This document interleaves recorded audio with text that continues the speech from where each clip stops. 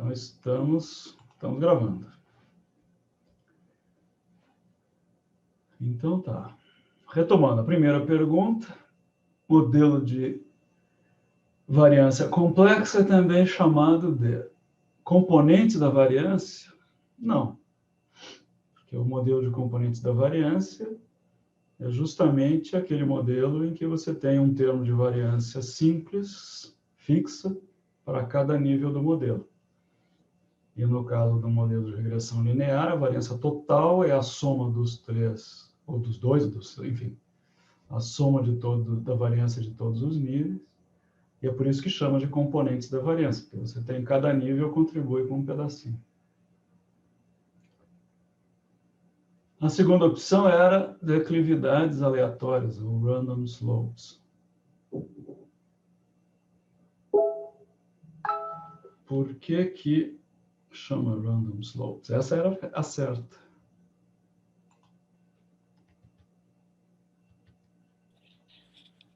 Luiz, assim, essa foi uma coisa... Desculpa, alguém ia falar? Não, pode falar, Thiago. Eu não tinha visto esse nome, eu talvez tinha visto e não lembrava, e eu fui pesquisar e ler alguns materiais de Bristol, eles têm assim, uma página explicando. E aí, quando eu li o texto, eu vou admitir, eu tive bastante dificuldade nessa última aula, sabe, para entender. Eu achei, parei, respirei, assisti de novo, mas ainda assim não ficou completamente muito claro para mim, sabe? Então, quando eu fui ler aqui a descrição, focava muito nessa parte de ter efeitos diferentes para cada um dos grupos e, portanto, ter slopes diferentes, né? Depois, agora, nesse momento, assim, um pouquinho antes, eu estava revisando o que eles tinham escrito e aí vi que nem você faz aquela separação da equação, né? E aí você agrupa os termos que ficam multiplicando o seu x, a sua variável independente, e aí, portanto, como você tem uma parte da variância que vai entrar ali, isso acaba criando slopes diferentes para cada grupo, porque cada grupo vai ter um componente diferente multiplicando isso. Só que eu, sinceramente, não tinha ficado claro para mim. Então, quando eu li isso aqui ficou mais com cara para mim de isso aqui deve ser um modelo de efeito fixo, com alguma outra treta, porque cada hora a gente está acrescentando um nível a mais aqui, e aí eu não tinha ficado claro essa parte, mas agora ficou um pouco mais. É isso aí, mas a ideia do exercício é isso mesmo, é fazer vocês pensarem e ir atrás das coisas. Porque, veja, quando a gente trabalha com variância fixa, o que a gente tem? Para cada grupo, a gente tem, né, um modelo ajustado em que varia, né, o intercepto. Então, aquela coisa que a gente viu lá na primeira aula, segunda aula, que você tem para cada grupo uma reta ajustada, elas são todas paralelas, e o que varia, né, e a gente está tratando como uma variação aleatória, é o intercepto, que é a diferença entre um grupo e outro. Quando a gente coloca uma variável,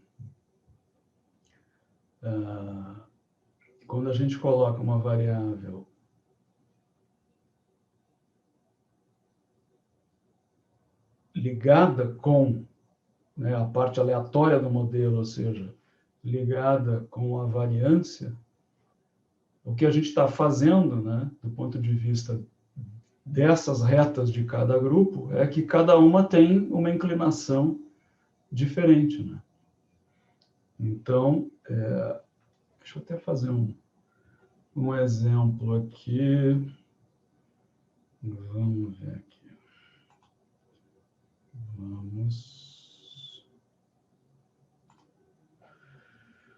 Vamos abrir aqui um quadro branco.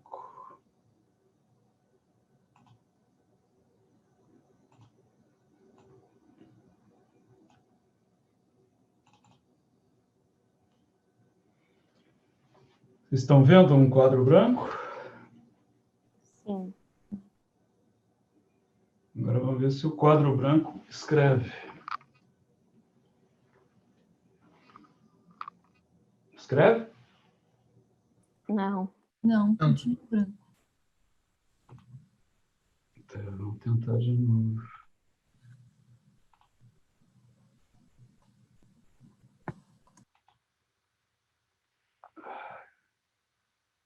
Dá para ver uns riscos agora. Um só, dois. Agora sim. Tá.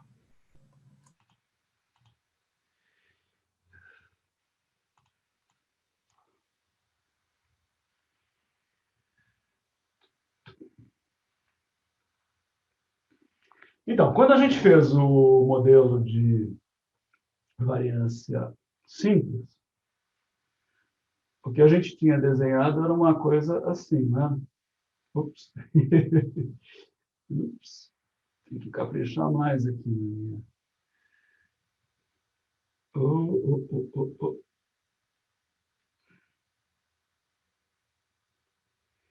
E a gente tinha retas, vocês vão acreditar que essas retas são paralelas. Então, o que acontecia? A gente tinha uma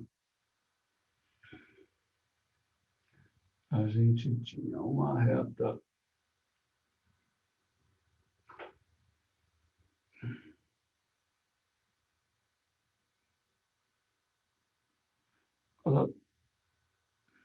cadê? Ah, está aqui. Uma reta média para todo mundo analisado junto, né? E cada um dos grupos tem, quer dizer, uma reta de regressão específica e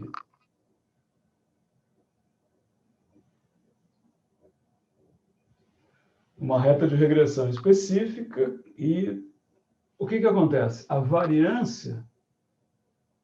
Ué, por que está assim?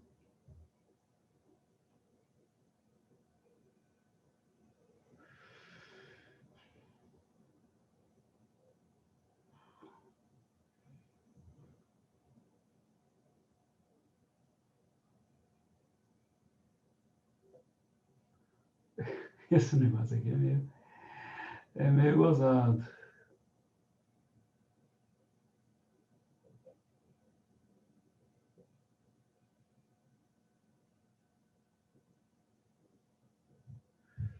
Apanhando aqui da...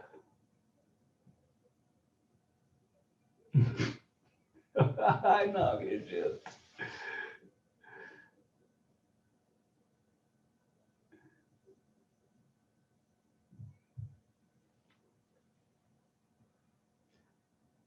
A variância que é dada, né, justamente pela distribuição, pela dispersão dessas retas,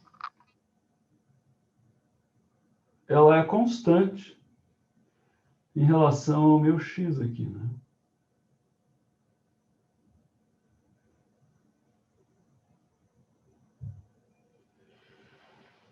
Quando a gente faz um modelo de variância complexa,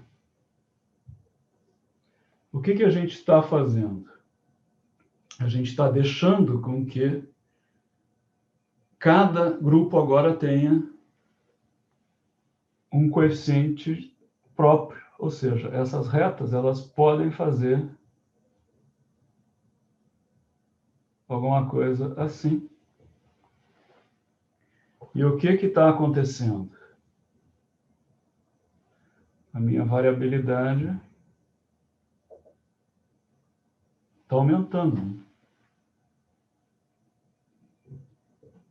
Então, quer dizer, o que eu estou fazendo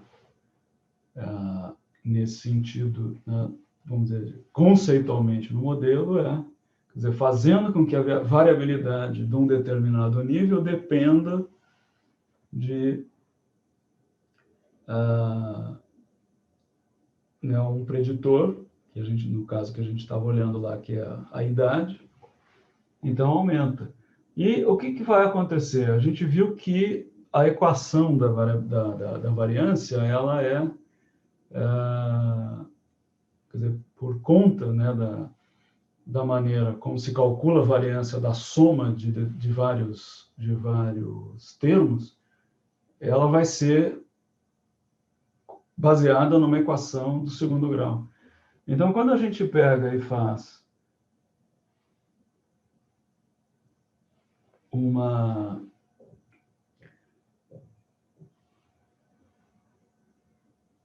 cálculo dessa variância e vê que a variância, né, no nosso caso, ela praticamente é estável, cai um pouquinho, depois aumenta, né?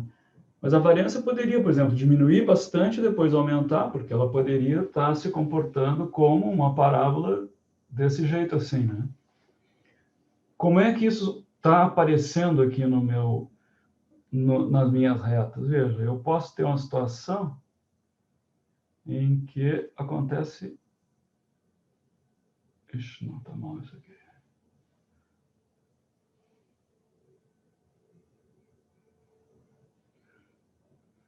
Em que eu tenho uma coisa desse tipo, né?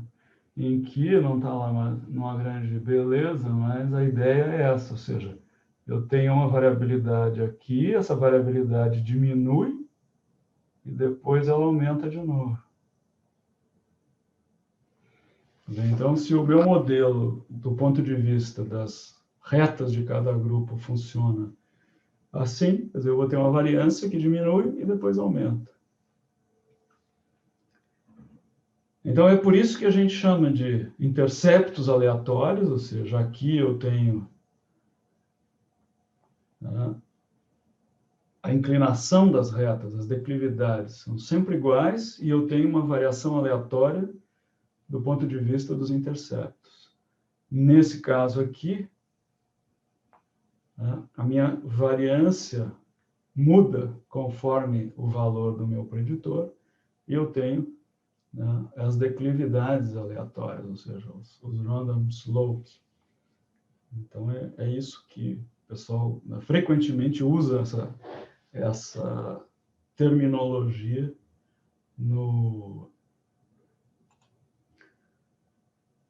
na descrição desses modelos, né, de variância simples e variância complexa.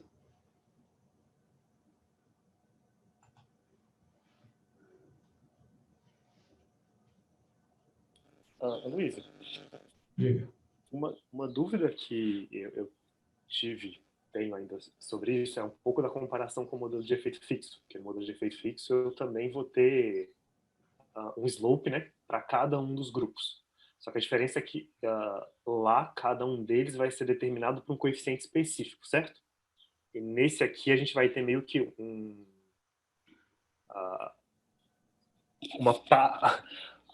par de coeficientes, né, que vai estar naquela equação da variância, e aí a gente modela ela e que ela vai acabar dando origem a slopes diferentes para cada um dos grupos.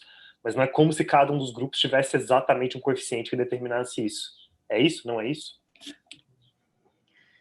Veja, se eu estiver trabalhando com um coeficiente fixo para dar conta de agrupamentos, se eu colocar uma variável, né, indicadora para cada grupo, o que eu vou ter, na verdade, é um modelo em que só muda os interceptos, né?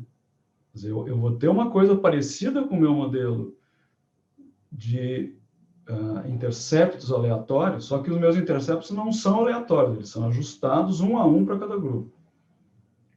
Se eu quiser ter uma inclinação, né, uma declividade para cada um dos grupos separados, eu vou ter que incluir no meu modelo uma interação entre o preditor e a variável indicadora de grupo. Aí sim eu vou permitir que cada grupo tenha o seu beta separado. Uhum. Tá? Então, agora, na hora que a gente faz isso do ponto de vista do modelo multinível, o que eu estou fazendo é que eu estou liberando a variância de maneira que ela possa mudar, e isso, quer dizer, de uma certa forma, faz com que a inclinação de cada reta, de cada grupo, possa variar também, né? Só que a grande diferença é que no modelo de efeitos fixos eu estou calculando especificamente um valor para cada um, E no efeito de modelo, no modelo de efeitos aleatórios, eu estou fazendo com que esses betas, na verdade, sejam parte de uma família, de uma distribuição normal, etc. E tal. Então, a maneira que isso é estimado é diferente, a interpretação é diferente. E a grande, vamos dizer, utilidade desse negócio é justamente a gente se livrar dessa amarra da homocedasticidade, né? Que é um pressuposto da regressão linear, não a heterocedasticidade. Então, quer dizer, eu consigo ajustar um modelo em que eu sei que a variância muda com, né, determinados preditores, e eu consigo levar isso em conta, em vez de simplesmente ficar coçando a cabeça e dizer, puxa, o meu modelo não está legal. Bom, as outras opções, modelo de efeitos aleatórios, modelo de efeitos aleatórios é qualquer coisa que tenha um coeficiente aleatório para dar conta né, de algum parâmetro, de alguma característica do modelo, não necessariamente um modelo de variância complexa. E nada disso, teve bastante gente que gostou do nada disso. Não era nada disso.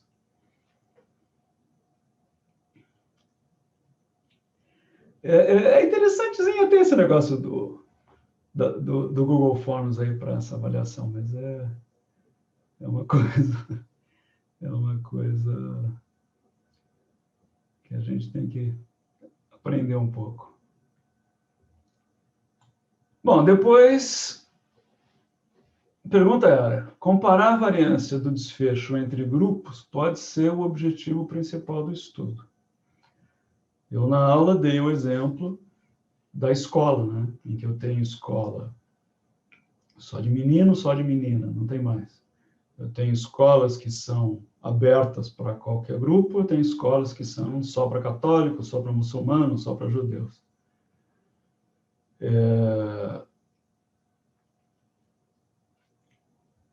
Né? E uma pergunta, é uma questão muito estudada na área de educação, é exatamente o que características da escola fazem com que a variabilidade do desempenho das crianças seja mínima. Né?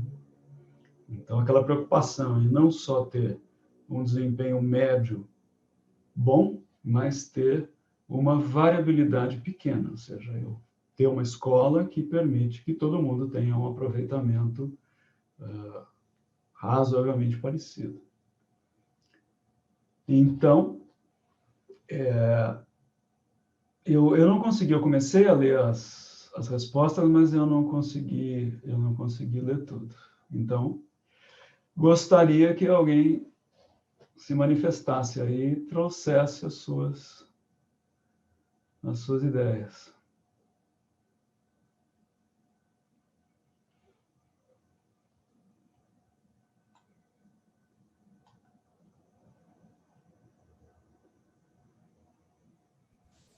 Bom, eu posso compartilhar a minha resposta. Na verdade, eu tentei procurando alguns artigos, né, para ver mais ou menos como era o desfecho que conseguiam avaliar usando esse tipo de modelos, porque não tinha um exemplo diferente das escolas ou do peso, que é o que melhor entendi nas aulas.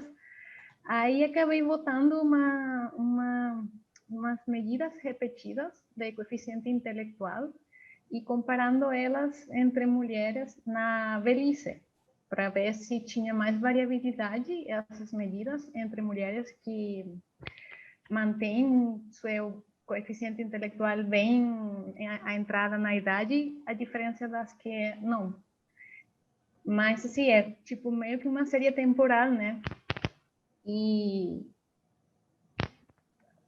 a interessante seria avaliar se a variabilidade do QI é diferente entre as pessoas que mantêm a funcionalidade cognitiva até o final ou não. Mas fiquei na dúvida se estava certa essa ideia, porque os pontos, né, necessariamente do QI, não sei como é que é, se a variância entre eles aumenta sempre ou diminui sempre, porque aí seria meio que aleatório, né? Que é o gráfico que o senhor acabou de fazer. Então, acho que poderia se encaixar nos modelos.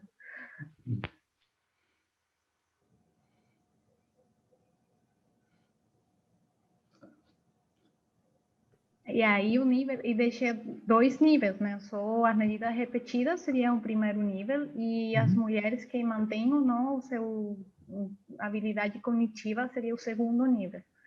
E o predictor da variância seria, ou ligado à variância, seria a idade da medida do QI.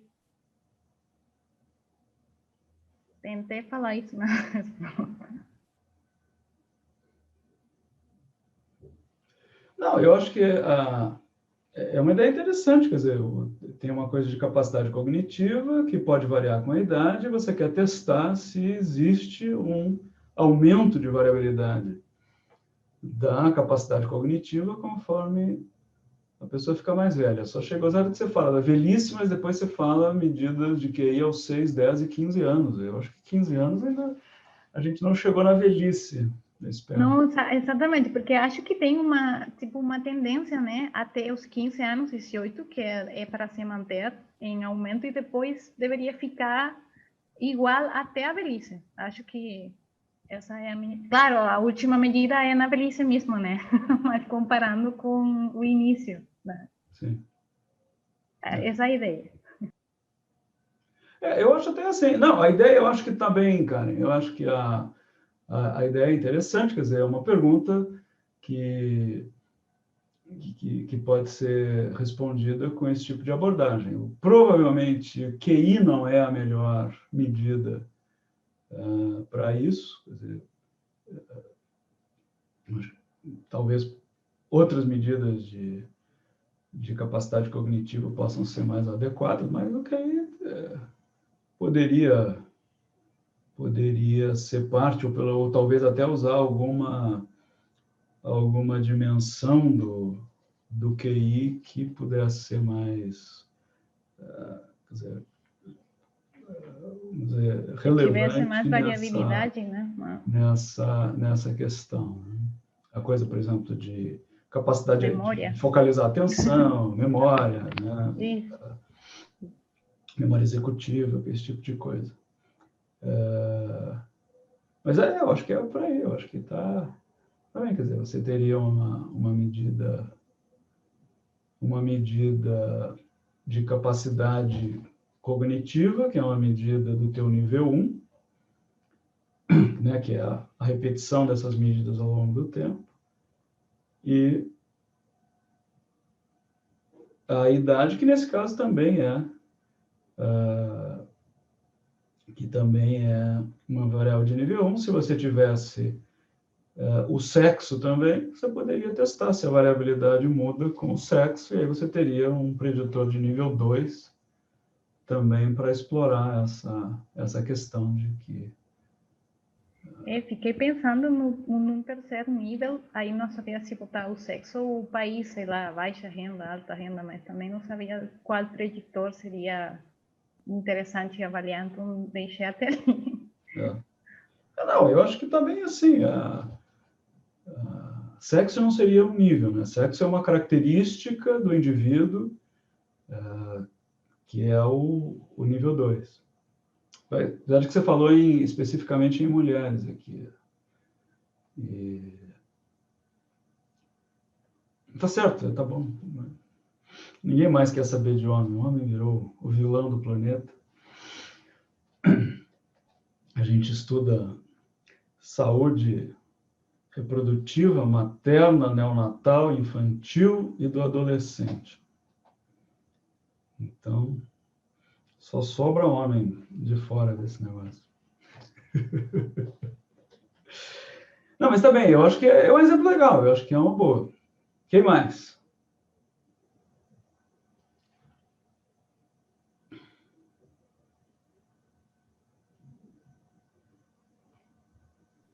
Posso tentar falar o meu aqui? Eu tinha colocado como que eu queria analisar se a água fluoretada, ela estava... Na verdade, seria um proxy para... Não um proxy, mas porque a água fluoretada, daí ela diminui a incidência de cárie, né? Então, analisar se a renda da cidade estava associada com a água fluoretada de cada domicílio. Então, a média de renda da cidade seria meu nível 2, e poderia ser medido, sei lá, por renda, IDH, não sei. E a água fluoretada seria meu desfecho, que seria o nível 1. E era isso. E o preditor, Rafa? Seria a qualidade da água, né? Que a água fluoretada, se tava, tipo, a quantidade de água fluoretada. Eu não sei direito como é que se mede isso, mas seria a qualidade da água, né? A quantidade de flúor na água. É, A quantidade de flúor na água, tipo uma variável contínua. contínuo de água fluoretada, sei lá, quanto de flúor tá em cada domicílio, né? Quanto que entrega de água fluoretada em cada domicílio, quantidade de flúor, né, que é diminuir a incidência de cárie, em cada domicílio, que seria meu nível 1. Eu fiz com água fluoretada também, saúde bucal, Rafa. Isso? Então, é uma ideia interessante. O que eu já vi de estudo, por exemplo, é de variação da concentração de flúor na água ao longo do tempo. Eu acho assim que o flúor, não sei, não conheço os detalhes, mas eu acho assim que se a água tratada é fluoretada, o que vai de flúor para cada domicílio que recebe a água encanada, não tem muito por que mudar. Mas a própria variabilidade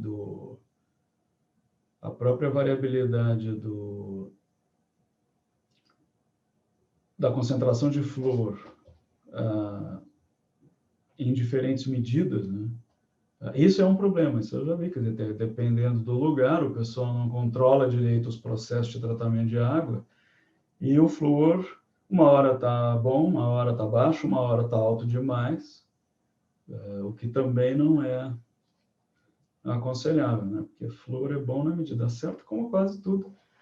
Que flúor demais dá fluorose nos dentes, e com muito flúor no dente, o dente pode até desmanchar, né?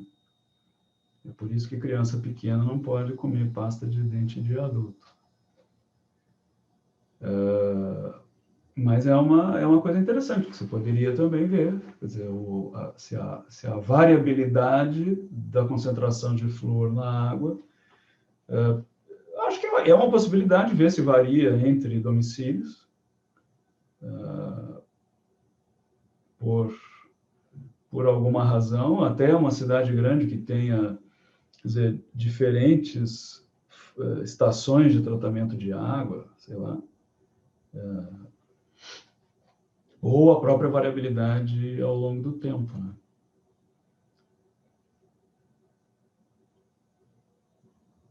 É até uma ideia interessante, porque, veja, a gente poderia ter, quer dizer, medir repetidas vezes a concentração de flúor, e se o controle do flúor é ruim, quer dizer, a variabilidade não vai aumentar, né, com o tempo. Mas cidades com diferentes... Eu poderia, por exemplo, pegar várias cidades com diferentes companhias responsáveis pelo tratamento de água, ou diferentes técnicas de tratamento de água e fluoretação e tal, e a gente vê se determinadas estratégias produzem menos variabilidade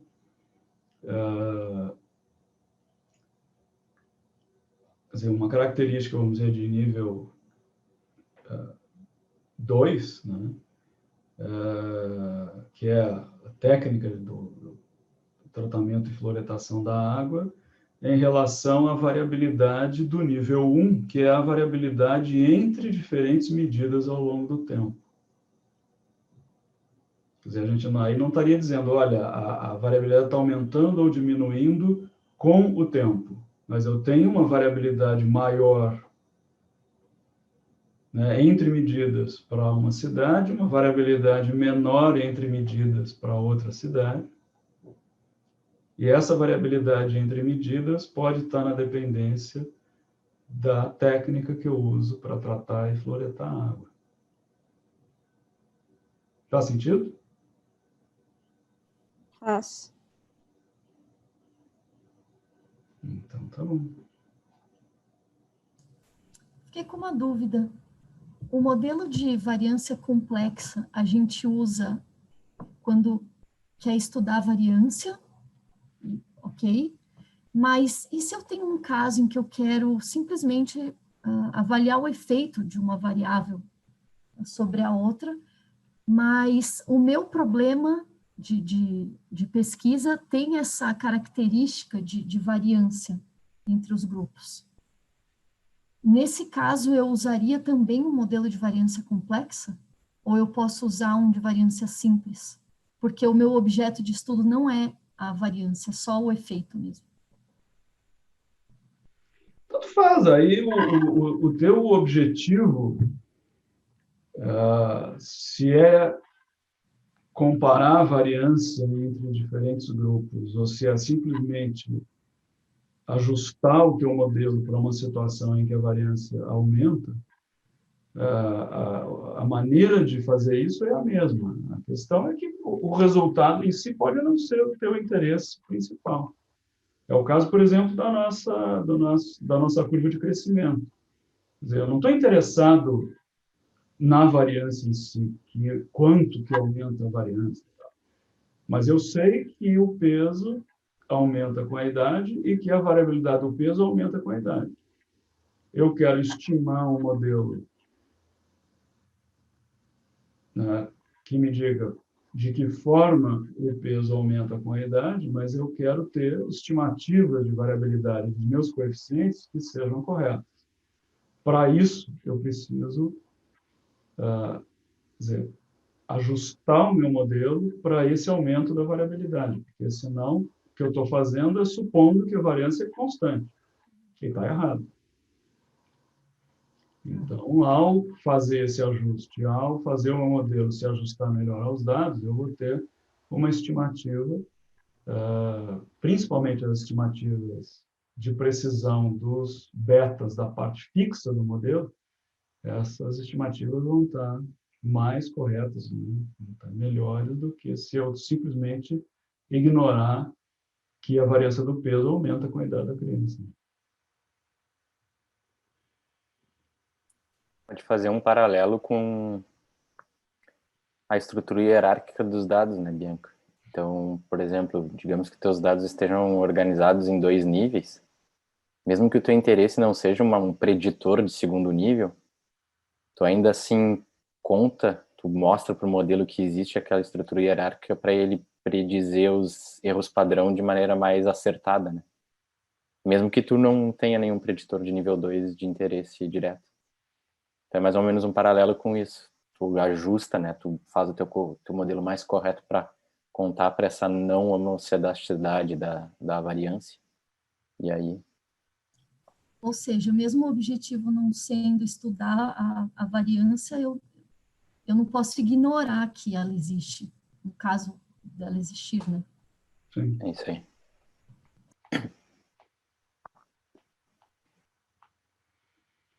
Vamos lá, mais um exemplo de estudar comportamento de variância.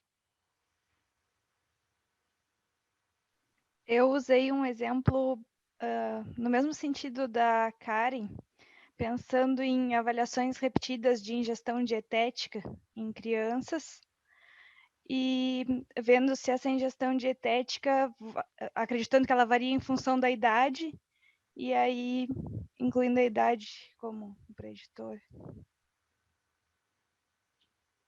Aliás, falando em Consumo alimentar, ontem a gente estava discutindo os resultados de um estudo, né? Eu fiquei super contente, porque a menina, usando o dado da Corte 2004, ela estava mostrando que quanto maior o consumo calórico, menor o IMC, e quanto maior o percentual de ultraprocessado na dieta, menor o IMC. Então, eu já chamei 2 pizzas para o jantar. Essas avaliações de dieta são um problema.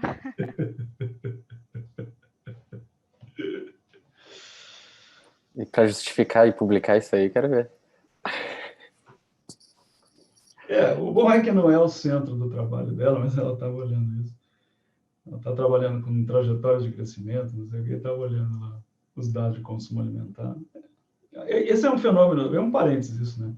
Mas esse é um fenômeno que a gente já tinha observado nos resultados da corte, que a criança mais gordinha, o consumo calórico é menor e elas carregam mais na hora de fazer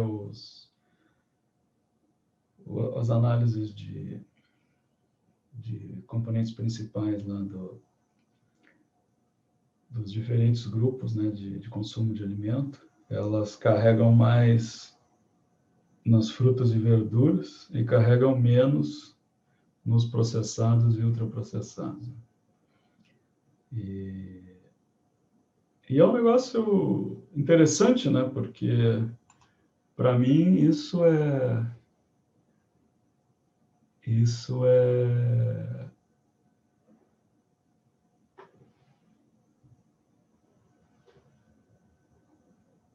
típica causalidade reversa, né?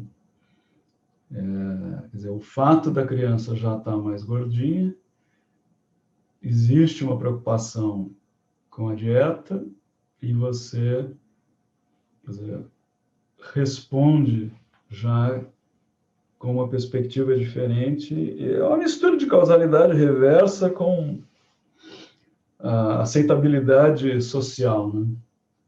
Expectativa social, quer dizer, você responde de acordo com a expectativa de que aquela criança devia estar comendo menos disso ou mais daquilo e tal. E isso é uma coisa muito complicada, né? É por isso que a gente precisa botar adiante o nosso cortes na web e Kawane para poder coletar dados usando fotografia, e supondo que a vítima vai fotografar tudo o que comeu mesmo, né? Não vai esconder parte do que comeu. Desculpa, Vânia, vamos lá, de volta no teu exemplo. Olhando a variabilidade do consumo alimentar em termos de idade, é isso? Isso.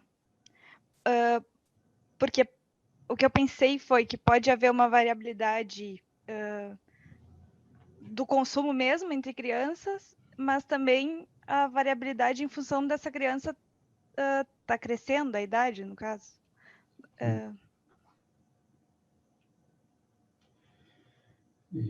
Não, com certeza, eu acho que é uma coisa, assim, mais ou menos semelhante aos outros exemplos que a gente já discutiu. Na verdade, eu consegui entender só com essas questões de avaliações repetidas. Eu não consigo pensar em um outro exemplo que não tenha avaliações repetidas, até ia colocar então isso vamos lá, como uma alguém que vai dúvida. dar um exemplo que não envolve avaliação repetida, que não é nada que aumenta com a idade, que não é nada que aumenta com... O meu não é. Eu não sei se está certo só, mas seria variabilidade de renda de acordo com o sexo nas capitais brasileiras.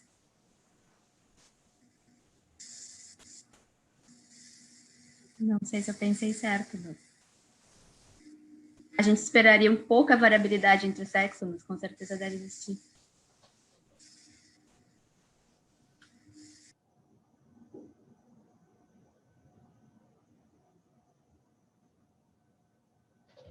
Tá, mas aí você está falando de variabilidade entre os sexos. Isso, variabilidade de renda entre os sexos, isso. Mas acho que não consigo imaginar que isso encaixe nesse contexto. Eu pensei que você estava falando que a variabilidade de renda de um sexo ia ser maior ou menor do que a variabilidade de renda de outro sexo. Agora eu não me lembro como é que eu escrevi no exercício. Eu entendi isso também. Porque uma hipótese poderia ser essa. Bom, eu vou ter, por exemplo, condicionando, por exemplo, em nível de educação ou em tipo de emprego, tipo de ocupação, eu vou ter, por exemplo, mais variabilidade no salário da mulher do que no salário do homem, contando que uma boa parte das mulheres acaba recebendo um salário que é, vamos dizer, abaixo daquilo que seria a média daquele nível. É isso mesmo, variabilidade de... comparar a variabilidade de renda entre os sexos. Eu olhei, confirme a resposta. E aí, então, quer dizer, então você pode dizer, bom, a variabilidade de renda das mulheres, será que é maior do que a variabilidade de renda dos homens? Quer dizer, contando que talvez os homens, quer dizer, recebam um salário mais próximo daquilo que seria, vamos dizer, a média de mercado, enquanto que as mulheres, se aproveitando de uma série de circunstâncias, acabam sendo empregadas com frequência, com salários muito abaixo da média de mercado, sendo que só algumas mais bravas ou mais poderosas, enfim, mais convincentes, vão conseguir um salário maior, quer dizer, ou perto ou acima da média do mercado. Eu acho que é uma ideia interessante. Exemplo típico desse tipo de análise é quando a gente pensa em programas de saúde. Então, por exemplo, se eu tenho lá, eu acho que cheguei até a comentar isso rapidamente em algum momento, se eu tenho lá um programa para hipertensão, e eu tenho unidades de saúde que implementam aquele programa para hipertensão e unidades de saúde que não implementam o programa. Então, uma pergunta possível é, será que a variabilidade da pressão arterial é menor naquelas unidades de saúde com o programa? Eu posso pensar a mesma coisa para diabetes. Eu tenho lá um programa de diabetes. Será que quem frequenta o programa de diabetes tem uma variabilidade na sua glicose menor do que quem está tratando da sua diabetes em outras clínicas, em consultório particular, em não sei o quê? Enfim, ou seja, será que aquele programa consegue, meio que trazer as pessoas para um valor menos variável de glicemia? Então, isso aí são alguns exemplos que se aplicam também na área de saúde, de serviços e tal. O Aloysio, mas pensando nesse exemplo da Adriana, eu não sei se está certo, mas eu consigo pensar numa variabilidade entre sexos, porque, claro, a gente bota um exemplo muito vago, né? Às vezes escrevendo, mas vou tentar dar uma incrementada do que eu pensei. Seria, tipo, por exemplo, numa cidade, tu vai fazer, sei lá, tu escolhe um determinado cargo, né? Porque é óbvio que vai ter variabilidade muito alta se tu escolher um cargo de chefia contra um cargo menor. Mas vamos pegar, por exemplo, sei lá, qualquer coisa.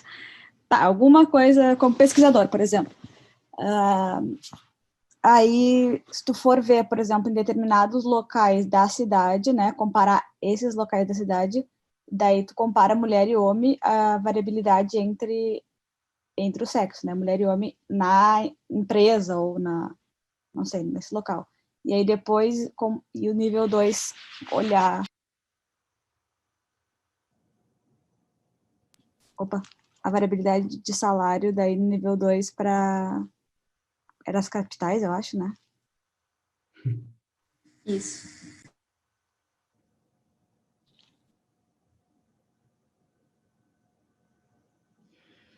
Que aí você já está, mas é que o teu desfecho aí agora já não é mais o salário, né? O teu desfecho agora teria que ter, quer dizer, um par um homem e uma mulher pareados de algum jeito, que você vai calcular a diferença de salário dos dois e ver se essa diferença salarial... Isso. Quer dizer, mas aí, na verdade, você tá, na verdade, olhando a média da diferença salarial entre grupos, né? Você não está trabalhando com variância de alguma coisa.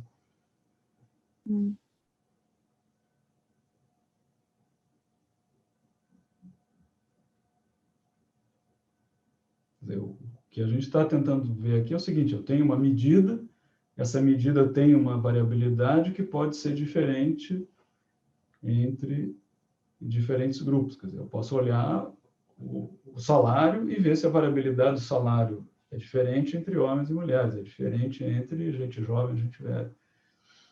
Eu posso ver se a variabilidade do salário é maior ou menor de acordo com o porte da cidade, por exemplo. Coisas do tipo, né?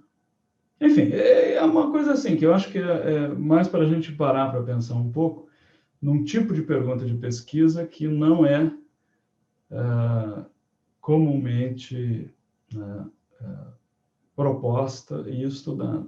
E eu acho que, em especial em avaliação de serviço de saúde, essa é uma questão interessante, importante, em que você, na verdade, não precisa olhar só uma coisa, né? Quer dizer, você pode olhar, bom, será que esse meu programa aqui consegue baixar a pressão arterial média dos pacientes?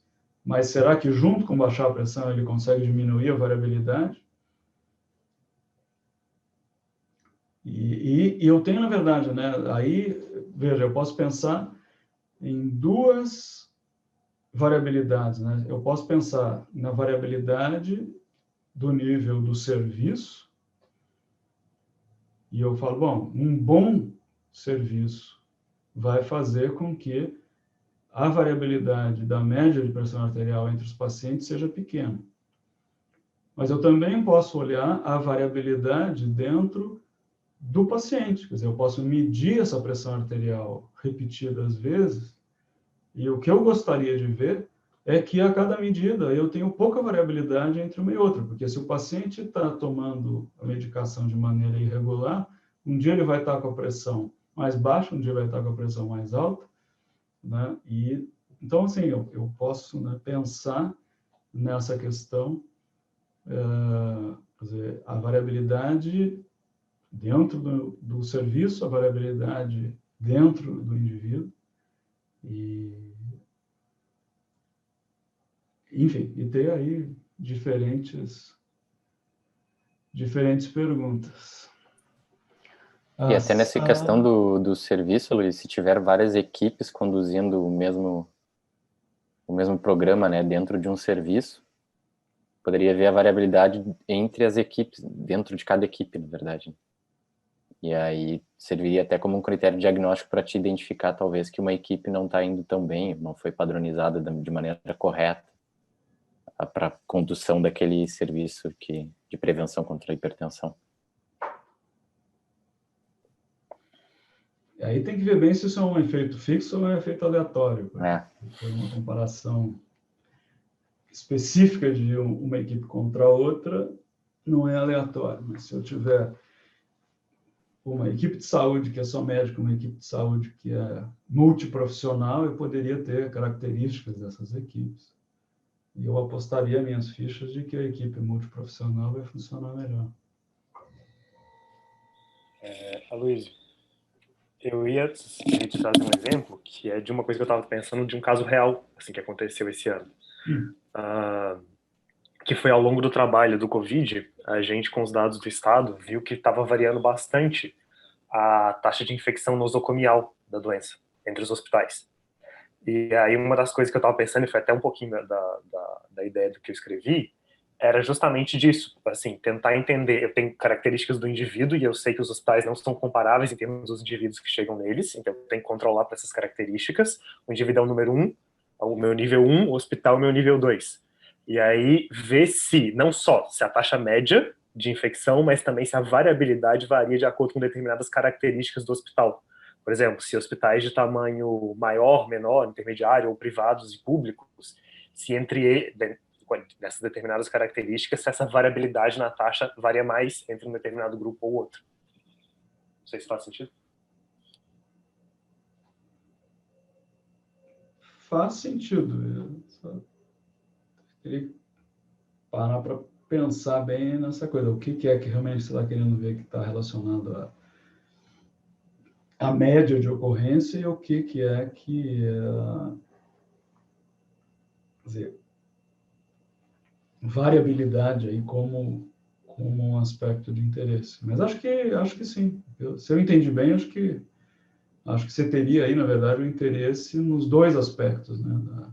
Das taxas de infecção e na variabilidade entre diferentes unidades. Né? Mas ali no exemplo do Tiago, ele não teria um preditor da variabilidade. Ele não sabe, né? Ele vai botar vários preditores e avaliar. Porque ele não está sabendo qual é a causa da variabilidade. Nos exemplos que a gente deu, a gente supõe pelo menos um preditor.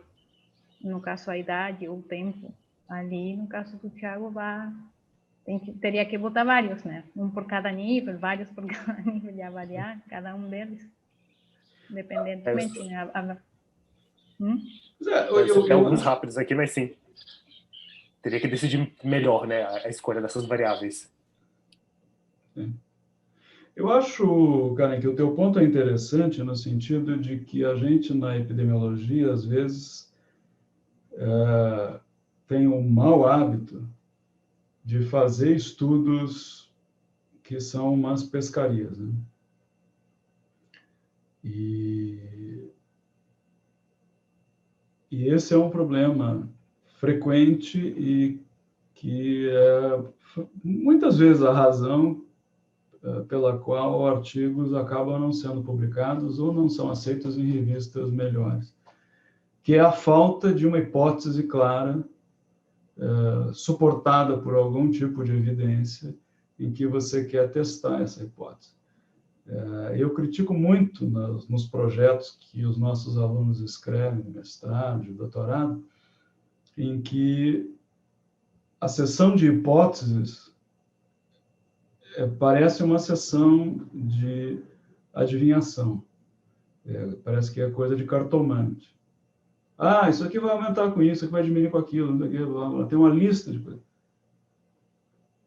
Para mim, a seção de hipóteses de um projeto de pesquisa, ela vai ser algumas poucas hipóteses, uma, duas hipóteses, três hipóteses no máximo, que você vai testar com o teu estudo.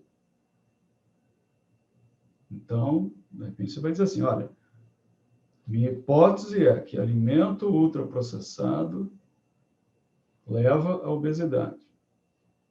Então, eu vou montar um estudo que, de algum jeito, vai conseguir testar essa hipótese. Eu tenho uma hipótese de que, sei lá, fumante tem uma taxa de letalidade por Covid menor do que não fumante. Então, eu vou fazer um estudo para testar essa hipótese.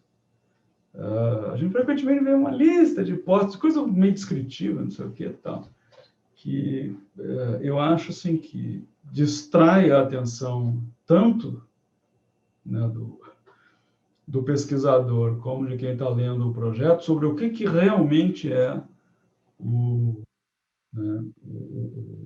que está sendo estudado. E a gente acho que tende a fazer uns estudos assim meio genéricos, meio aquela coisa que eu brinco lá, tem um carimbo, né, que você bota lá no mestrado, que é a epidemiologia e fatores associados de blá, blá, blá. Você só troca o... E eu vejo isso muitas vezes aí na coorte, o pessoal pegando aquelas listas de coisas. Ah, já olhamos isso com aquilo, aquilo outro, não sei o que. Ah, não, olha, esse negócio aqui com aquele negócio lá, nunca ninguém olhou, então vamos lá. Ah, tá, mas qual é a hipótese que está por trás disso? Qual é a relevância dessa associação? E aquela coisa, eu vou ver se quem acorda cedo tem mais carne. Tá, e daí? Quer dizer, o que isso vai te informar sobre a fisiopatologia da cárie ou sobre algum tipo de intervenção para prevenir cárie? Nada, né? Então, fica umas coisas, às vezes, meio assim, essa busca de umas associações meio na louca, que é aquele negócio, né? Quer dizer, a tua hipótese, né? Ela tem uma longa cadeia causal que vai determinar a revista lá na frente, 3, 4 anos depois, aonde você vai publicar o teu artigo. Se a tua hipótese não é uma coisa relevante, não é interessante, você pode fazer um estudo mais bonito que estiver correto, do ponto de vista metodológico, com análise super bonita, super sofisticada, mas não vai emplacar em lugar nenhum, porque ninguém quer saber daquilo. Não entendi, mas assim, o comentário minha foi mais no sentido que esse tipo de modelagem também pode responder à pergunta que o Thiago se fez. O que está causando variabilidade? Tipo assim, quando a gente não sabe. Porque, por enquanto, a gente está sabendo qual é o preditor. E a gente está botando direito no modelo, mas também dá para pesquisar mesmo. Claro, a gente tem que ter um pressuposto, né? E as hipóteses. Mas também pode ser usado nesse sentido, né? Assim, a gente saber, na primeira mão, qual é o nosso preditor da variabilidade. Sim. Não, como tudo, você pode ter uma abordagem mais exploratória de ver, né, de gerar, na verdade, hipóteses e tudo, e no sentido de poder, né, tá vendo, de repente, o que pode estar ligado a isso.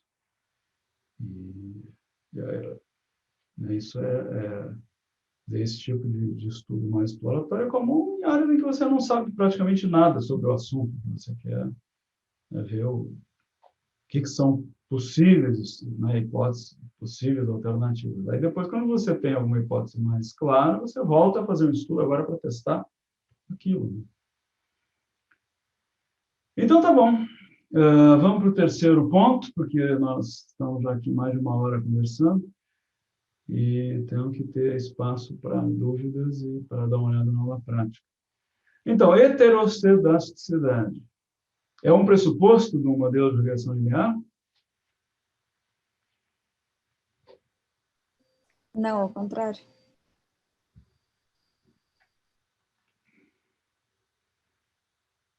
É um...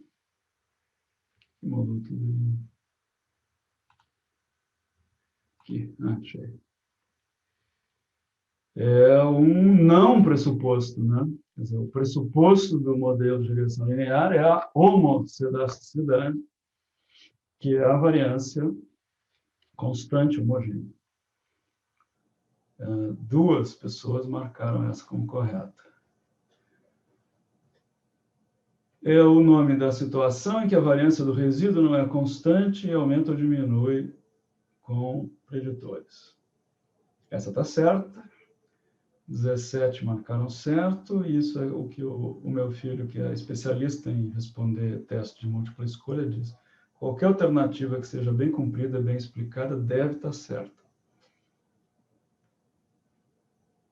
Ocorre quando a variabilidade do desfecho não é homogênea, não está certo, 3 pessoas marcaram que estava certo, e por que não está certo?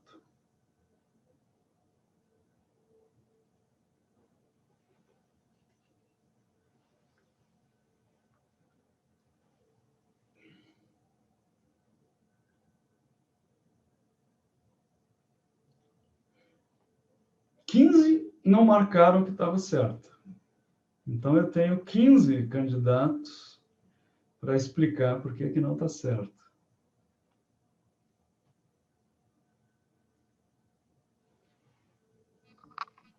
A terceira opção? Sim.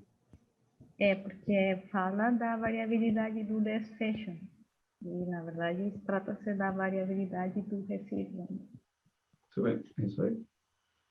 Isso é um negócio que a gente tem que lembrar, é que volta e meia eu vejo o pessoal fazendo confusão. Quer dizer, todos esses pressupostos dos modelos de regressão, eles são feitos sobre o resíduo. O resíduo tem distribuição normal, o resíduo tem variância homogênea, lá e tal. O desfecho em si, quer dizer, claro que ajuda quando o meu desfecho de saída tem uma distribuição normal, tem lá um comportamento bem bonitinho. Mas o pressuposto do modelo se refere ao resíduo e não ao desfecho. Invalida um modelo de regressão linear, está certo, porque o quê? É justamente uma violação clara de um pressuposto importante do modelo de regressão linear. Pode ser levada em conta e modelada em um modelo multinível. Sim, é o que nós estamos vendo aí, desde a semana passada. Então, tá bom. Professor, eu tenho uma dúvida aí. Pode ser levada ou deve de ser levada em consideração? Eu acho que deve de ser, né?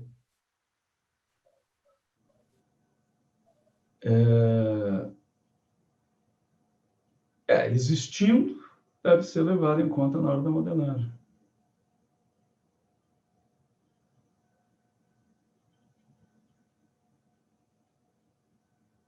Mas o que eu estou querendo dizer aqui não é isso. O que eu estou querendo dizer é que a heterocelasticidade pode ser levada em conta, ou seja, um modelo de regressão multinível tem condição, tem capacidade de levar em conta a heterocelasticidade.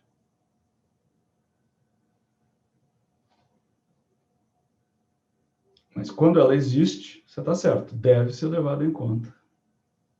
E o modelo multinível dá conta disso. Vamos falar um pouco da aula prática.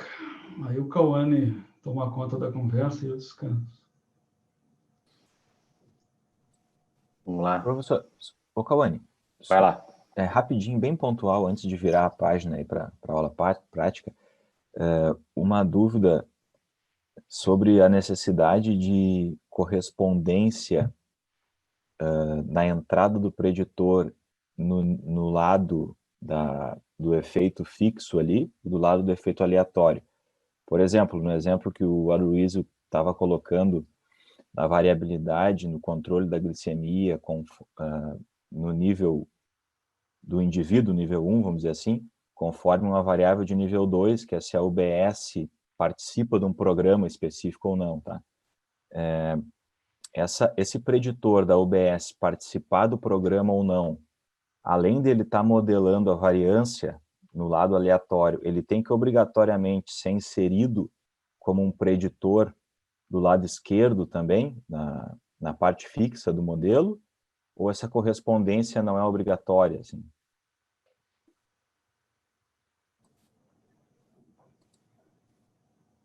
Não tem nenhuma obrigatoriedade aí de correspondência, Eduardo. Se você incluir, por exemplo, característica da OBS, tem ou não tem programa de hipertensão, você coloca na parte fixa do modelo, você está dizendo o programa mexe com a média da pressão arterial. Supondo que eu estou trabalhando lá com a medida da pressão arterial diastólica, por exemplo. Eu boto a característica da OBS na parte fixa do modelo, a característica da OBS vai estar predizendo, determinando a média da pressão arterial. Eu vou ver se existe ou não diferença entre UBS com e sem programa. Se eu coloco a UBS com e sem programa na parte aleatória do modelo, no nível 1, por exemplo, que seja entre indivíduos, né? O que eu estou dizendo é o seguinte, olha, a variabilidade entre os indivíduos vai ser maior ou menor dependendo dele frequentar uma UBS com ou sem programa. São duas coisas independentes, não tem nenhuma obrigação de colocar a variável, se entra aqui tem que entrar lá, ou vice-versa.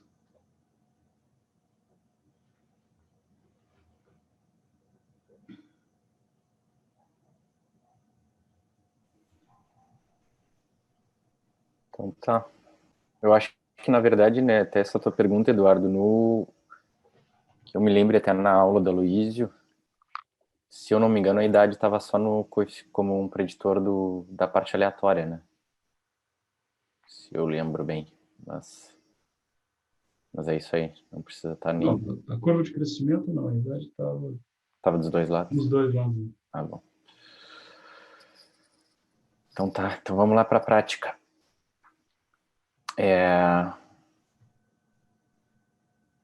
Na verdade, a prática ela foi muito parecida com o exemplo que foi tratado durante a aula, né?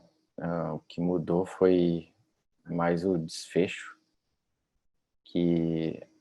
o desfecho e os preditores, né, que foram usados. Então vamos lá, dúvidas com relação à prática? Conseguiram terminar, fazer?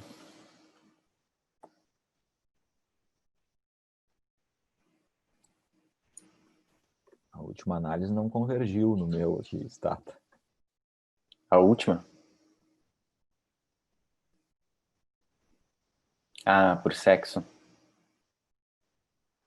Ficou tempos e tempos e não foi. Ficou uma meia hora, eu desisti dele.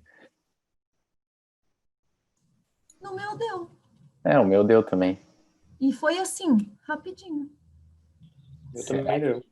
Será que tu não colocou algum parêntese solto ali, alguma coisa assim? Vou tentar de novo, até.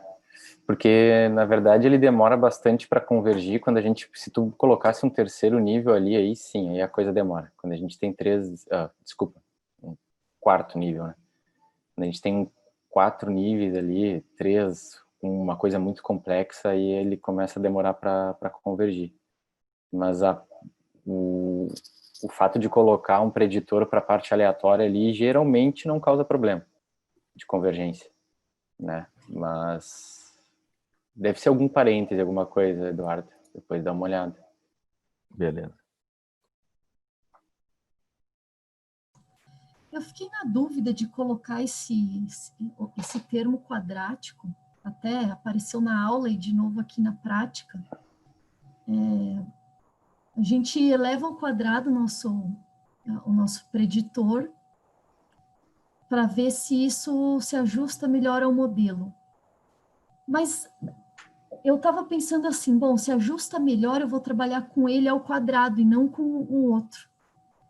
E, na verdade, a gente vai levando os dois. E eu não consigo entender por que a gente leva os dois no modelo e, na hora de interpretar, como é que eu falo isso, o resultado, sendo que eu tenho esses dois preditores. Tá.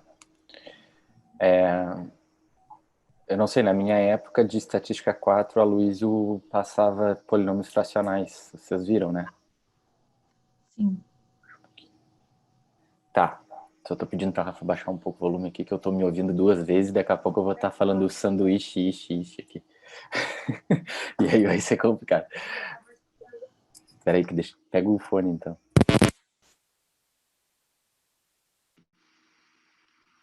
Tá. Estão me ouvindo? Sim. Uhum.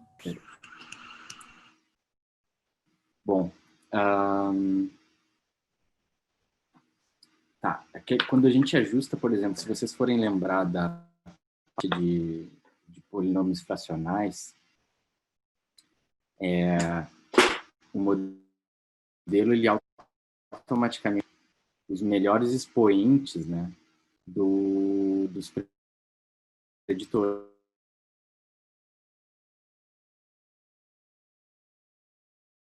Por isso que a gente estava querendo inserir. Tá me ouvindo? A internet no Canadá é uma porcaria, né? O cara não pagou a conta. Está congelando agora.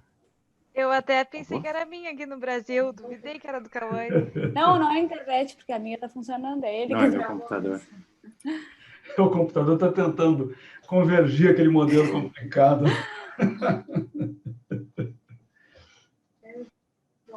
Eu acho que eu vou para aí. Peraí, ele vai pegar meu computador aqui, só um pouquinho. Essa é uma das vantagens, né? De ter monitor e aluno na mesma casa. O monitor, tá louco? Eu de essa disciplina ainda nem entendi metade das coisas. Peraí. Tem monitoria constante.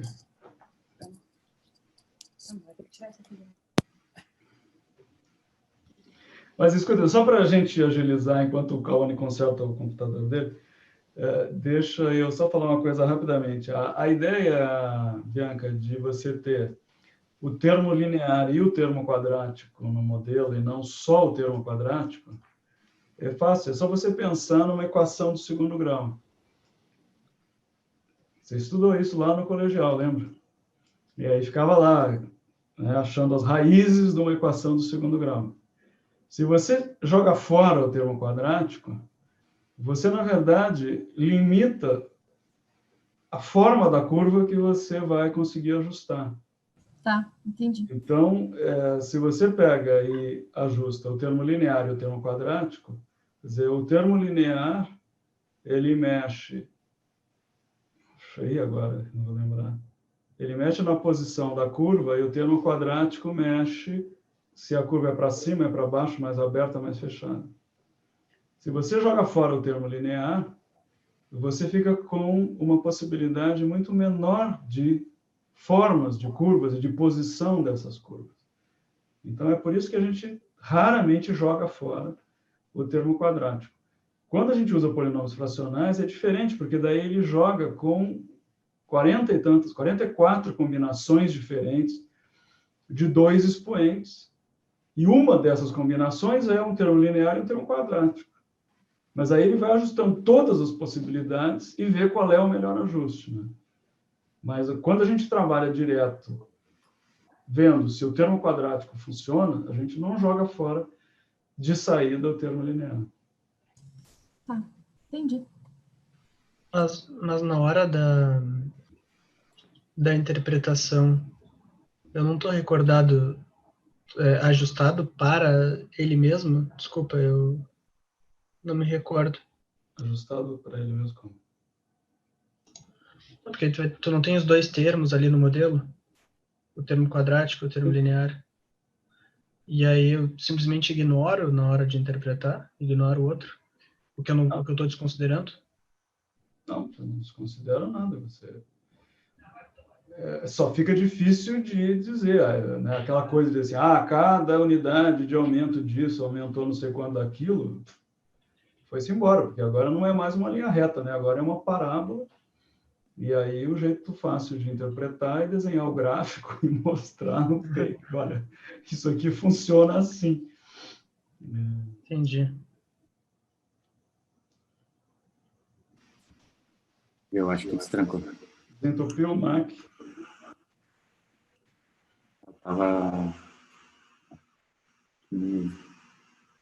Estou rodando uma análise bem demorada aqui no meu computador e aí ele está bem trancado.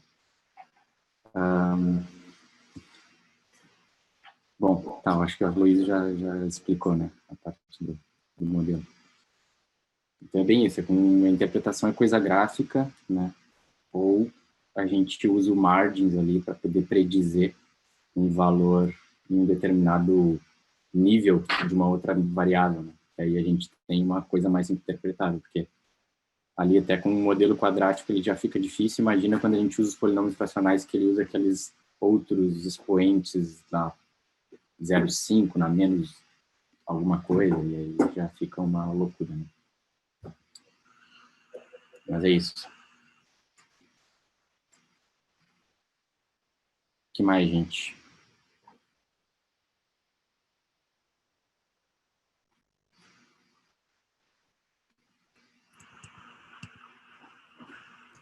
Eu tenho mais uma. Me fala, fico eu falando. Ali na questão 6, que é para calcular a variância total, o TP-FREC, que é a frequência, agora já não lembro mais, mas essa variável, ela tem que ser, o beta dela tem que ser elevado ao quadrado ou não? Que eu pego uma variância, que é aquela var_cons, e somo com a variância da frequência vezes essa frequência. O beta dessa frequência não tinha que estar elevado ao quadrado? Ou eu aqui estou viajando? Não, ele não precisa estar elevado ao quadrado, porque como a tua variável já foi criada ao quadrado, né? Aquilo ali já está embutido no coeficiente que já foi calculado por ali. Então, na verdade, para o cálculo da variância total... É porque a gente criou ali atrás o termo quadrático, claro. Então, tipo, tudo já está embutido naquele valorzinho que é mostrado para vocês no output, né? Se fosse com um outro exponencial, da mesma forma, o coeficiente ia mudar, né? E isso já seria levado em consideração por aquele valor que vai mostrar no output do estado. Mas então tem que usar o TPFREC underline 2, né? Na fórmula. Na 6? É. Deixa eu abrir aqui.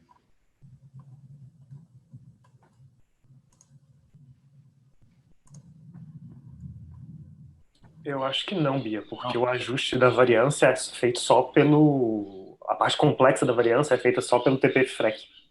Não leva em consideração o termo quadrático. O TP-FREC 2 ele está tudo na parte da esquerda do modelo, né? Ele é só um coeficiente fixo do modelo.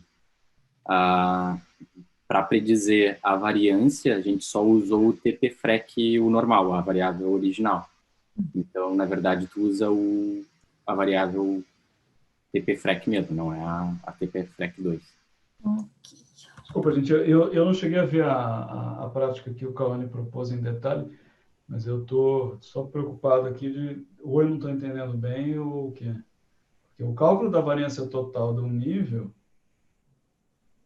tem aquela expressão lá que eu coloquei nos slides e na aula, quer dizer, você vai ter a variância do intercepto mais o preditor ao quadrado vezes a variância do termo ligado com o preditor, mais 2 vezes a covariância vezes o preditor.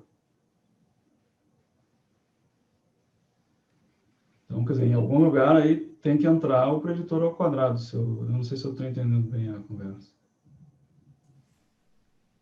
Então, é essa questão. E daí, por a gente ter colocado no modelo o preditor ao quadrado, eu não preciso elevar o beta dele, sabe? Porque assim, a hora que roda o modelo, eu tenho os 2 preditores, o linear e o quadrático. E daí sai o output com 2 betas e a variância lá, né, os valores da variância discriminados ali, os 3. Ali na fórmula, o z ao quadrado é quem?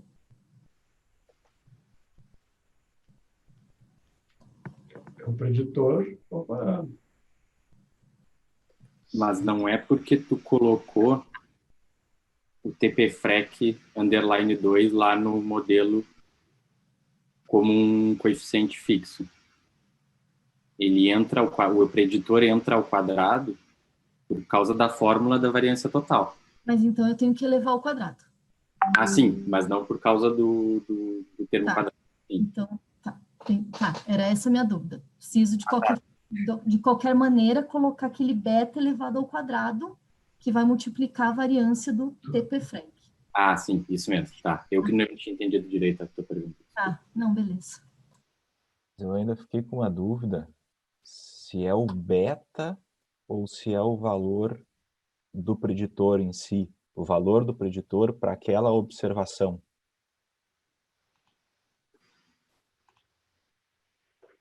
O valor do preditor para aquela observação? O valor para aquele indivíduo, né? O valor do preditor que tu coletou, que tu mediu, para aquela, no caso, unidade de análise.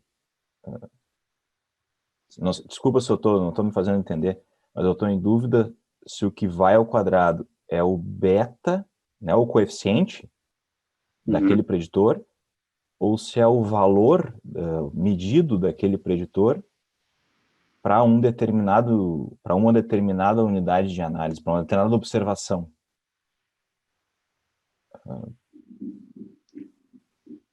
A variável ao quadrado, né? Não é o beta. Não é o valor do coeficiente. Tá, beleza. É isso. É a variável, no caso. Não o número. Beleza, obrigado. Cauê, você poderia, não sei se no computador aí vai dar, mas resolver essa questão? Porque, para mim, eu fiquei com a mesma dúvida do Dudu, e aí, tá, isso aí, então, ela vai ser específico, mas a gente pede a variância total. Como é que eu calculo a variância total, então, se isso é calculado específico para cada um dos valores de Z, né? Da variável que eu coloco lá. Não sei se isso não ficou muito claro para mim. Eu tenho a mesma dúvida. Tá, então, é a variância total do nível 2. Só, na verdade, aquele total ali não é a variância total do modelo. É só do nível 2. Sim, eu entendo, gente, que é um negócio meio confuso. A gente tinha antes, no modelo de variância simples, uma estimativa da variância do nível. Era um número. A variância desse nível aqui é tanto. Agora, a gente tem uma variância que depende de um preditor. E na hora que eu incluo isso no modelo, eu tenho 3 pedaços de variância. Deixa eu abrir de novo aqui o meu quadro branco. Acho que é mais... Não vou conseguir corrigir, cara. Rabiscar aqui. Ocupado mesmo. Então, vamos ver como é que é. Clear.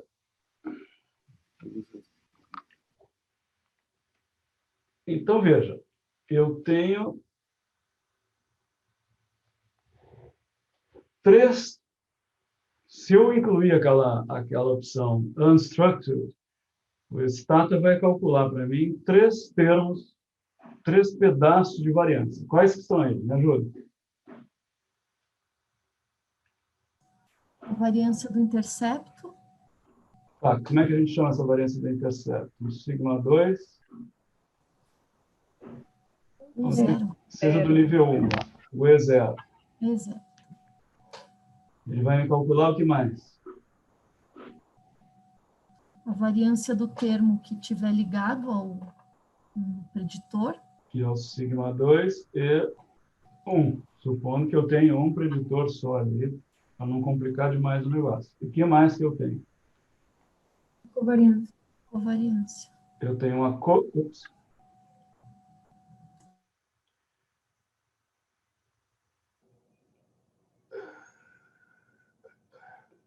eu tenho uma covariância, que é um sigma 100 quadrado, do E01. Então, eu tenho esses 3 termos aqui, que são 3 pedaços dessa variância do nível 1. Então, na hora que eu quero calcular, bom, mas qual é a variância do nível 1? Bom, primeira coisa que a gente tem que lembrar, a variância do nível 1 não é o quê?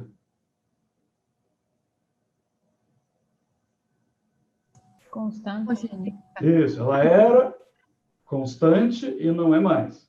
Quer dizer que agora a variância do nível 1, do nível 2, que seja, ela vai mudar dependendo do valor do preditor que está amarrado nessa variância. Então, o que eu estou chamando de variância total é a hora que eu coloco tudo isso junto. Então, como é que vai ser a conta que eu vou fazer? Essa variância total vai ser... Ô, louco. Não.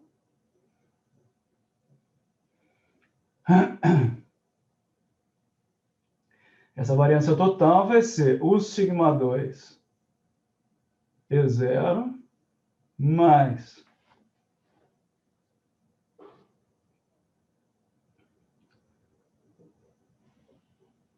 qual que é o meu preditor aqui? Vocês estão usando um tempo de alguma coisa, não é? Eu vou chamar aqui só de tempo.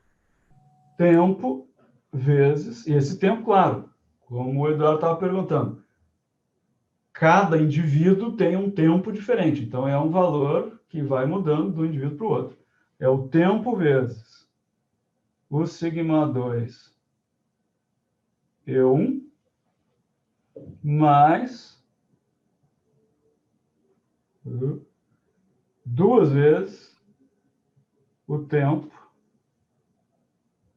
vezes o sigma E01.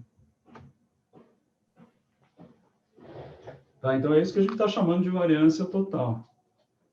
Se eu pego essa equação e calculo a variância do nível 2, o que eu vou ver é que ela vai mudar conforme o tempo. Então, eu vou fazer um gráfico lá que vai ter uma cara desse tipo assim. E tá, quer dizer, conforme aqui o tempo aumenta, a variância aumenta. Eu acho que nesse sentido assim, referente à curva que você fez, o tempo deveria estar levado ao quadrado, não? Porque ali parece uma equação linear. Equação de... Sim, desculpa, eu esqueci aqui do quadrado. Sim.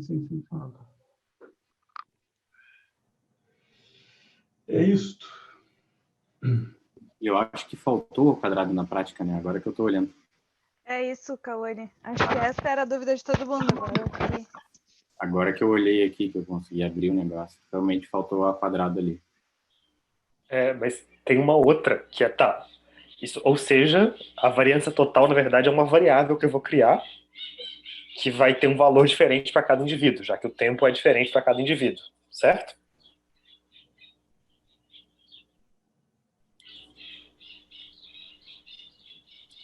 Eu também entendo assim, porque não consigo pensar uma variância total, né? Considerando que o tempo vai ser diferente em cada um, né? Cada pessoa, um indivíduo. Ah, 7, então, que tá mal. É porque a 7 pergunta, qual o percentual da variância total que é representado pela variância do nível 2? Sim. Aí bugou minha cabeça. Tem que responder isso atrelado ao determinado tempo, né? Aí eu consigo completar essa fórmula. É isso, né? Pois é. Que aí até eu fiquei com dúvida. Eu acho que aquela questão ali eu não deveria nem ter colocado. A gente poderia fazer isso, Luiz? Fixar a componente do tempo para um valor X, mas aí não, né? Aí complica. É melhor não tentar fazer isso. Aquela 7 ali, por favor. Porque quando você começa a mexer na estrutura de variância do modelo, quer dizer, aquela ideia, né, de componentes da variância, que você tem uma variância total que é dividida em pedacinhos, não sei o que, foi embora. E aí essa variabilidade muda com o teu preditor. A ideia não é que cada indivíduo tem uma variância diferente, né? O que a gente está calculando é a variabilidade, né, do nível, mas essa variabilidade do nível depende do tempo de observação, do tempo de frequência creche, de alguma coisa. Então, quer dizer, o que a gente está fazendo aí vai depender um pouco, né, se eu estou falando da variabilidade do nível 1, entre medidas ou entre crianças, eu estou falando da variabilidade entre creches e tal, quer dizer, a interpretação dessa variabilidade muda dependendo do nível, mas ela já não é mais constante. Então, essa ideia de que qual é a variância total, ou qual é o percentual da variância relativa ao nível tal, fica difícil, porque aí depende de um valor de um preditor, né? Porque a variância do nível tal vai ser pequena ou vai ser grande, dependendo do valor desse preditor, no nosso caso aqui, o tempo que a criança vem frequentando a creche. Aquela questão 7 ali, podem ignorar. A 6, sim. 6 dá para fazer. Tá, Cauane, uma dúvida aqui então. Então, na hora de apresentar, por exemplo, um resultado. o que eu criei, né, foi então uma função dessa variância total, a variância total em função desse tempo. Aí eu poderia tanto, por exemplo, pegar um Excel da vida e fazer valores do tempo lá de 0 até 40 e aplicar essa função e fazer um gráfico disso, ou aqui mesmo no Stata pegar tipo os valores que os indivíduos já têm, calcular para cada um dos indivíduos, né, só que na verdade não é específico do indivíduo, é simplesmente pegando os tempos dos indivíduos e calcular também um gráfico, né? Imagino que vai dar basicamente a mesma coisa. Isso aí. É isso? Isso aí. Tá bom. Aí a aplicação fica mais visual mesmo e menos matemática que nem era antes. Eu nunca fiz, mas eu suspeito que dá para usar o comando margins para predizer valores dos coeficientes da parte aleatória do modelo também. Precisaria olhar lá com cuidado. Mas eu acho que dá para fazer isso. É assim, a gente, quer dizer, essa parte da variância complexa, ela complica um bocado a história toda, mas é uma coisa bem interessante. E esse comando margins do Stata é um que vale a pena olhar e estudar com cuidado, porque é um negócio muito interessante do ponto de vista de fazer estimativas ajustadas, de fazer estimativas quando a gente quer fazer estimativas ajustadas para subgrupos, né? Ou quando eu quero fazer estimativas em caso de que eu tenha uma interação entre variáveis. Quer dizer, você conseguir calcular isso tudo e depois apresentar isso num gráfico e tudo, o margins e o margins plot, né, tem um monte de opções, um monte de coisas que dá para fazer, que é um comando que às vezes a gente fica quebrando a cabeça para fazer essas contas usando as equações e apresentar o resultado em forma gráfica, e o Margins faz isso meio por conta própria, tem que pegar o jeito de especificar aquilo que você quer, com a vantagem que ele já te faz as estimativas com precisão, com intervalo de confiança, com erro padrão, com tudo mais.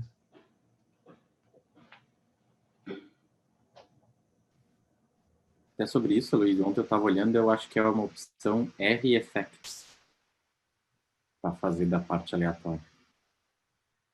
Não cheguei a testar, mas pelo que eu estava olhando era isso aí. Pois eu acho que tem lá a possibilidade de fazer essa conta. O gráfico que eu apresentei na aula, eu peguei a equação, fiz a conta, porque eu queria mostrar ali qual era a conta que estava sendo feita. Então, eu fiz a conta, calculei lá numa variável e gerei um gráfico direto, mas eu tenho a impressão de que o Margins faz isso já bem bonitinho.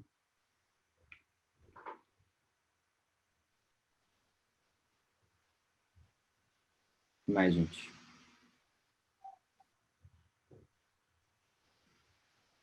Tirando o que não dava para resolver, deu para resolver. Tá, e o que apareceu de resultado ainda? Da variabilidade aumentou, diminuiu, do nível 1, do nível 2, com que preditor, me contem essa história.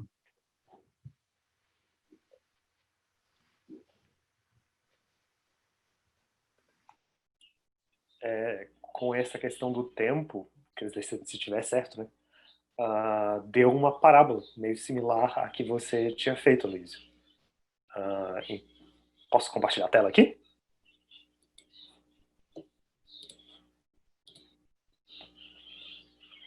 Não sei se vocês estão vendo. Ou se era para dar isso, mas... Dá para ver, sim. Agora sim. Então aqui é esse tempo, né? E aqui seria a variabilidade total, né, do nível 2. Então, em função. E a equação que gerou isso foi essa aqui, pegando os valores que apareceram do modelo anterior. E depois fazendo um scatter.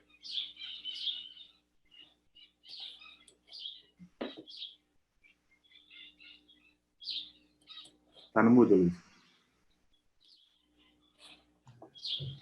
Essa variância nível 2 é criança, né? É variabilidade entre crianças. Isso mesmo.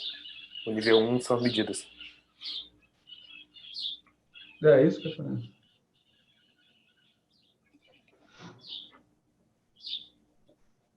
E ela mudou com relação ao sexo ou não?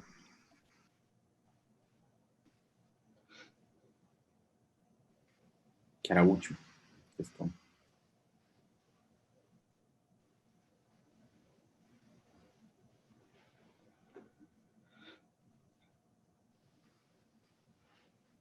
Eu acho que mudou, né? Porque quando a gente fez teste de máxima verossimilhança, deu algo de 0,01, algo ali, significativo.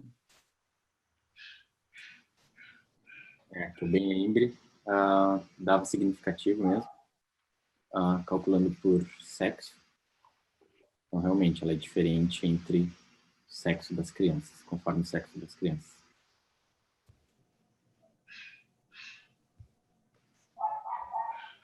Tiveram mais alguma dificuldade para fazer isso, gente? Não? Eu coloquei os gabaritos das práticas anteriores. Conseguiram fazer a coisa da interação?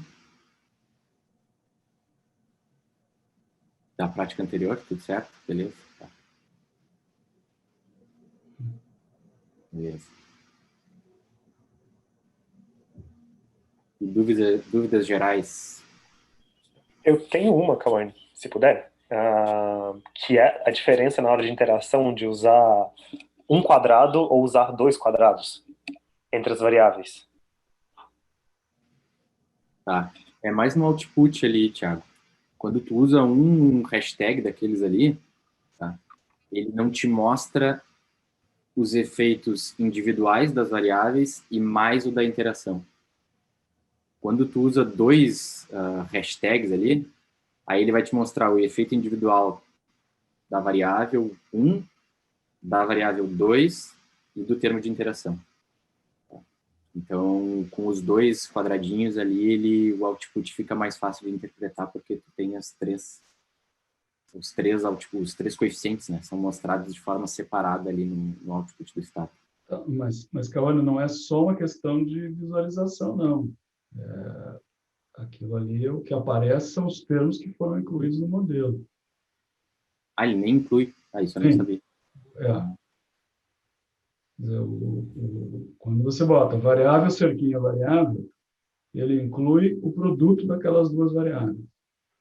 Quando você coloca variável, duas cerquinhas, variável, ele coloca o efeito, né, a variável, a primeira variável, a segunda variável e o produto das duas, que é o termo de interação. Então, você, na verdade, pode... raramente a gente coloca no modelo só o produto de duas, só a interação de duas. Mas, às vezes, você quer colocar no modelo só o efeito principal de uma e a interação com outra, mas não o efeito principal da segunda variável. Então, é possível você colocar variável 1 e variável 1, cerquinha variável 2. Então, o modelo vai ter a variável 1, o produto das duas e só. Se você botar as duas cerquinhas, você vai ter a variável 1, a variável 2 e o produto das duas. Não sabia. Porque, na verdade, essa cerquinha, quer dizer, a gente interpreta como interação, mas o stata, basicamente, o que ele faz é o produto de uma variável com a outra. Né? Quer dizer, inclusive, se você quiser colocar um termo quadrático no modelo, uma possibilidade é você colocar, né? Variável e variável, cerquinha variável. Se você colocar a mesma variável, variável, cerquinha variável, ele vai colocar o produto dela com ela mesma, que é um termo ao quadrado.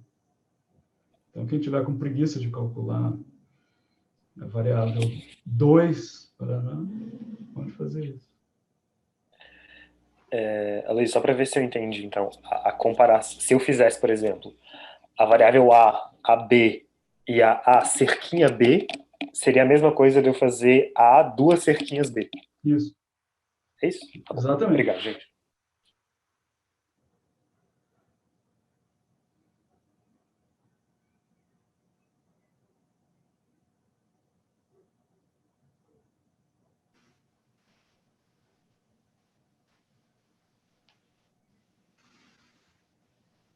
Mais dúvidas?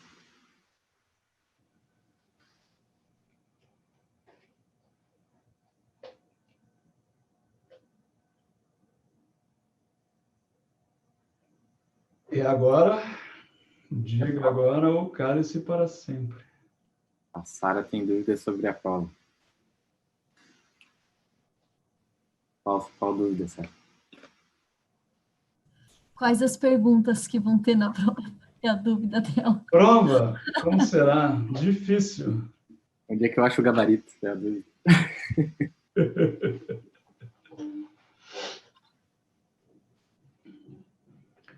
A prova vai ser uma prova para nós, de fazer uma prova no Google Forms. Que dê certo. Uma pergunta boba do comando ali. O que é aquele no-log? O no-log tira as iterações que ele vai fazendo, aquele negócio que aparece no começo lá. Iteração 1, iteração 2, fazendo não sei o quê, vai, iteração. Então, para dar uma limpada na saída do resultado, aquele no-log tira aquele negócio. Que para nós, na verdade, não interessa muito. É que eu vi um tutorial depois também explicando como que monta esses modelos e também tinha o no-log na linha ali de código. Só que não explicava por quê, eu fiquei com essa dúvida. Mas melhor, economiza ela. Olha aí, Eduardo, usa o no-log para conseguir rodar. Não sei se vai. Mas o no-log, eu sei que quer dizer, não sei, acho que o critério do AKI ali é mais valorizado do que a maior log verossimilhança, né? Mas para comparar os ajustes, aquele log ali me dá um indicativo, né? Tem algum valor, né? Aquele valor que sai ali naquelas iterações é justamente aquela história que a gente estava comentando na aula anterior, que é como que o modelo vai naquela superfície, né? Aquele plano, né? Para tentar chegar no topo daquele plano ali, no máximo valor. Que aí ele acha que é um máximo valor e beleza, aí ele para e converge o modelo. Mas colocar essa opção, na verdade, é só visual mesmo. Não vai fazer convergir nem não convergir colocando essa opção. É que tem alguns modelos que são mais complexos que o número de iterações realmente fica gigantesco. Então, claro, esses que a gente está fazendo, eles convergem ali depois de, no máximo, umas 10 iterações, eu acho. Mas tem alguns que aí vai longe, então aí usar essa opção pode ser ainda mais benéfico, né? Isso aí. Então tá bom, pessoal. Vamos. Ô, professor, as videoaulas ficarão por um bom tempo no YouTube? Para o resto da eternidade. Beleza. Até faliu o Google. Até acabar o vídeo. Não, eu digo, esse negócio dá um trabalho considerável de revisar e atualizar numa lógica, num foco um pouco diferente, que não é uma aula de bate-papo e tal, e gravar, e editar e tal, e o meu consolo é esse, que eu nunca mais vou dar essas aulas na minha vida. No dia que voltar ao curso presencial, o monitor vai entrar na sala, ligar o projetor, abre o YouTube, Passa a aula. E aí eu até apareço depois lá para tirar dúvida. Quer dizer que é real, que não é só um vídeo. Que a pessoa existe. Mas é gozado. Me convidaram para dar uma palestra um tempo atrás, que eu tinha gravado recentemente. Falei, olha, eu tenho lá a palestra gravada, é exatamente isso que eu vou falar, está lá. Então, assim, a gente combina, vocês apresentam o vídeo e eu entro ao vivo depois para discutir. Se ofenderam, não quiseram. Não. Então, é assim. Quero Então, ver tá, como é que vai, quero ver como é que vai ser quando se aposentar, porque depois vai te aposentar e vai continuar dando aula. Ah, pois é. Bom, na hora que o negócio estiver já muito defasado, já inventaram outro modelo, outra coisa e tal, a gente vai lá e joga aquilo fora, né? Porque daí fica chato. Mas a ideia é deixar lá o canal, porque na verdade a Rafa falou, a discussão não estava lá, a discussão estava no YouTube e eu esqueci de postar na sala de aula. Mas eu não sei, eu tentei olhar no teu canal ali e não achei, só tinha 2 discussões. Não, mas estava lá. A discussão estava lá, eu não tinha postado na sala de aula. Pois é, Você, pra mim se não você entra apareceu direto no YouTube. Tu tá inscrita no canal, Rafa? Eu tô. Canal, Tô tu tá inscrita. Tô inscrita, dei sininho, dei like.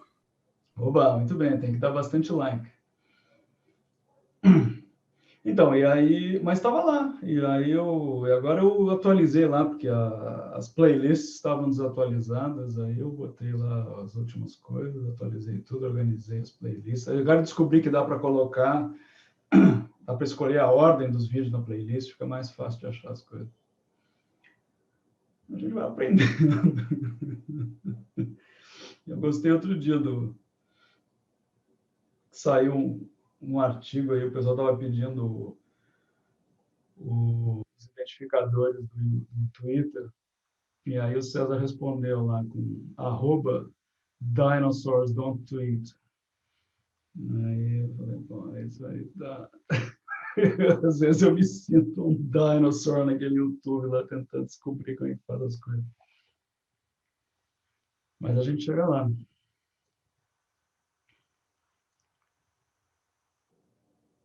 Então tá bom, pessoal, ótimo. Muito obrigado pela participação. Espero que vocês tenham aproveitado. Até o dia da prova, que a gente continua vivo, podem perguntar por e-mail, por WhatsApp, por Twitter. E a gente... Que tal se a gente fizer uma sessão ali no Google Class de dúvidas e moderadamente a gente coloca lá só para os comentários não ficarem perdidos, sabe?